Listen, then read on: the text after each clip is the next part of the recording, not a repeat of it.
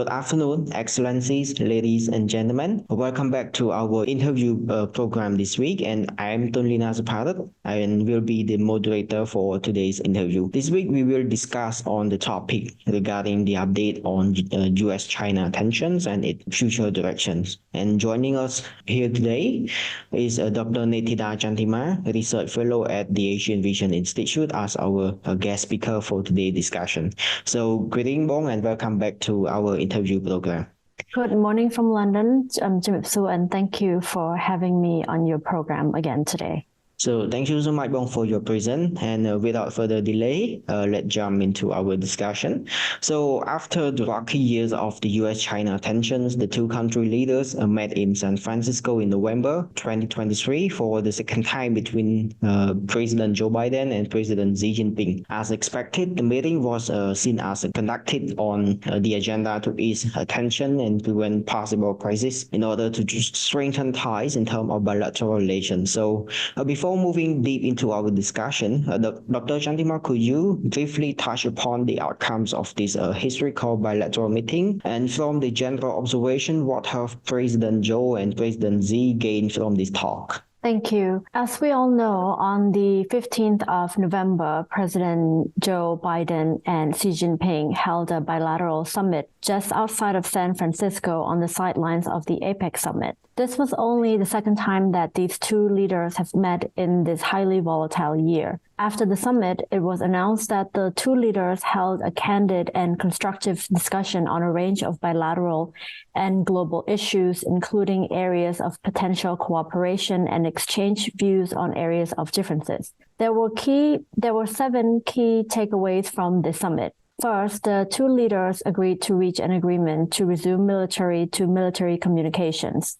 This communication line can range from defense policy coordination talks, military maritime consultation meetings, and direct telephone links between operational commanders. While none of these channels are new, in August 2022, China severed these lines of contact after then House of Representatives Speaker Nancy Pelosi visited Taiwan. Second, Biden and Xi held a discussion on Taiwan as well, which is the most sensitive topic in this relationship with the greatest potential to spiral into a wider conflict. Biden confirmed that the U.S. still affirms the One China policy and that any resolution must be peaceful. Biden also mentioned that they spoke about Taiwan's election, in which Biden expects no interferences from Beijing. On the other hand, Xi warned Biden and the summit to stop arming Taiwan and that it should support China's peaceful reunification. However, in response to that, Biden reiterated that the U.S. would continue to arm Taiwan as a deterrent, but still maintain strategic ambiguity about whether it would directly intervene to protect Taiwan in an event of invasion by Beijing. Third, Biden and Xi agreed that China would stem the export of items related to the production of opioid fentanyl, which is the leading cause of drug overdoses in the United States. Under this agreement, China will go directly after specific chemical companies that make fentanyl precursors. Fourth, in this bilateral summit, Biden appealed to Xi to use his influence to try and calm global tensions, particularly to try and pressure Iran not to widen the conflict between Israel and Hamas. However, it was noted that Biden did most of the talking and Xi mostly listened, and that it was too soon to tell how it was being perceived. Biden had also pressed Xi to continue to withhold military support for Russia's invasion of Ukraine. Fifth, the summit is amidst the economic challenges back in China, where an aging population and growing debt have hampered its recovery from the COVID-19 pandemic. According to Beijing's description of the meeting, Xi pressed Biden to lift sanctions and change policies on export controls for sensitive equipment, which are stifling China's technological progress and is nothing more but a move to contain China's high-quality development and deprive the Chinese people of their right to development. However, there was no indication that Biden will agree to take such steps. Sixth, Biden said that he had not changed his view that the Chinese leader was a dictator, There was no immediate reaction from the Chinese delegation, but when Biden made a similar reference back in June, Beijing called the remark absurd and a provocation. It was also noted that during the meeting, Xi told Biden that the negative views of the Communist Party in the United States were unfair. Seventh and lastly, the leaders also affirmed the need to address the risk of advanced AI systems and improve AI safety through U.S.-China government talks. So thank you, Bo. In relation to the U.S.-China competition, would you mind describing on the update on the current U.S.-China relation amid this global turbulence? Whilst the tension between U.S. and China have calmed since the summit, there are other circumstances at play in the international community that could bring the two states head-to-head again, namely the issue of the South China Sea. On December 10th, the vessels of the Philippines and China have had a collision near a disputed shoal in the South China Sea as tension over claims in the vital waterway escalated. The Philippine Coast Guard accused China of firing water cannons and ramming a resupply vessel and a Coast Guard ship, which caused serious damage to one, while China's Coast Guard said that the Philippines vessel intentionally rammed its ship.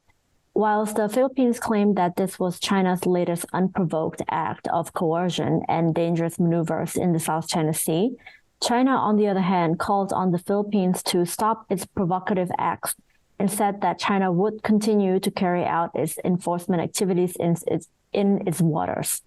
In response to this incident, the U.S. called on Beijing to stop its dangerous and destabilizing action in the disputed area. An official statement from the U.S. also stated that the U.S. stands with our Philippines allies in the face of these dangerous and unlawful actions. This type of statement can, of course, be read by the Chinese counterparts as provocative by a non-claimant state third party in which China have warned against before of any interferences.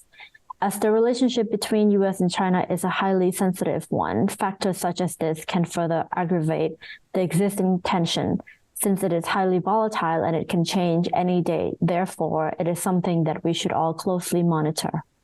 So, referring to the outcomes of the latest meeting between President Joe and President Xi Jinping, from your perspective, do you think it is more about peace talking or getting to this game regarding the tension over Taiwan, the South China Sea, trade and tech restriction, and the other going tension between China and the U.S.? In my opinion, it is both. It is to talk about their responsibilities as superpowers and the position it holds when it comes to promoting peace in the international community, as well as to reiterate both states' interests over various areas. Although there were some issues that they could not agree on, such as Taiwan, it is important that these two leaders continue to hold these high-level dialogues and this line of communication in order to mitigate any misunderstandings. Furthermore, this bilateral summit also gave both leaders a chance to state their administration's main concerns, priorities directly to one another.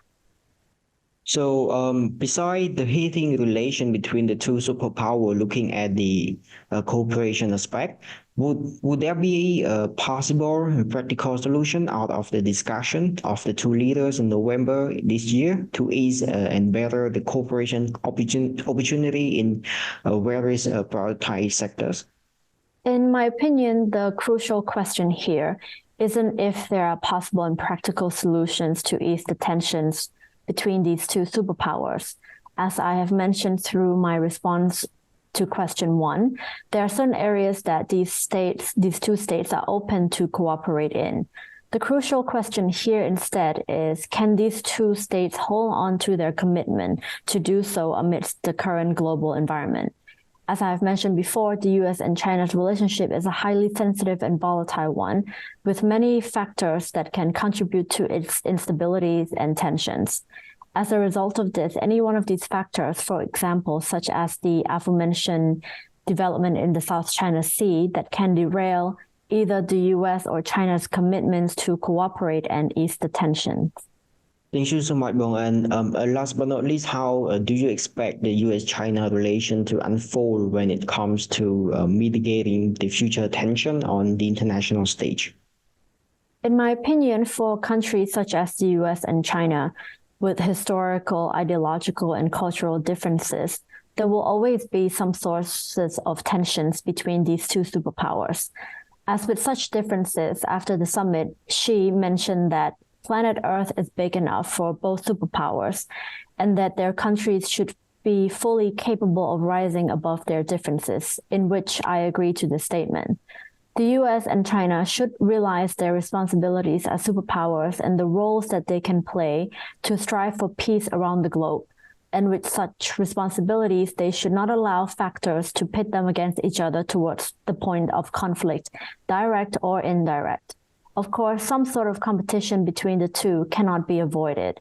But if there are any military or further economic conflict between these two superpowers, it can further destabilize the world's politics and economies, which has already been taking a beating from various sources around the world, such as the war in Ukraine and conflict between Israel and Palestine. So thank you so much, Bong, and that is all from me. And I would like to conclude our discussion here. And ladies and gentlemen, our interview today has now come to an end. And once again, I would like to pay my sincere appreciation to Bong Chantima for your time and valuable contribution to our program to provide comprehensive on the topic on the update on US-China tension and its future direction. So thank you so much, Bong, and looking forward to talking with you again in the future. Thank you again for having me. Thank you, Bong, and please stay safe and have a nice day. Thank you, you too.